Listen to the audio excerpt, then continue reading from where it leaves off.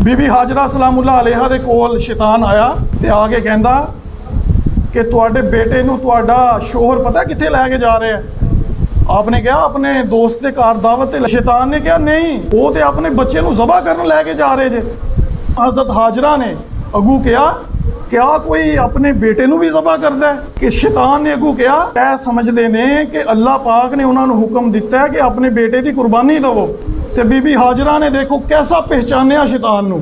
आपने कहा मैनू तो शैतान लगना वे, अल्लाह पाक ने मैनू एक इस्माइल दिता है, मैं वो अल्लाह पाक की बारगाह च कुर्बान करन जा रही हाँ। अल्लाह पाक मैनू 1000 इस्माइल भी दिंदा ते मैं वो भी अल्लाह पाक की बारगाह च कुर्बान कर देना।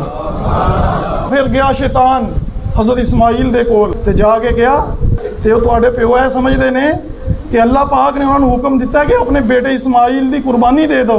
ते बेटे ने अगू की क्या, ऐ ते मेरी एक जान है, अगर मेरे एक जिस्म दे बाल दे विच जान होंदी ते मैं वो भी अल्लाह पाक की बारगाह च कुर्बान कर दिंदा।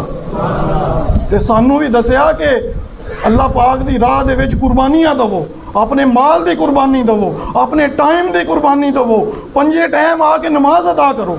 अज किहड़ी कुर्बानी तो साडे कोलों दीन मंगदा है? साडे कोलों की दीन कहंदा अपने बेटे ज़बह कर दो? नहीं। तो हज़रत इब्राहिम कोल भी शैतान गया, आपने कंकरियां मारियां तो शैतान हट गया।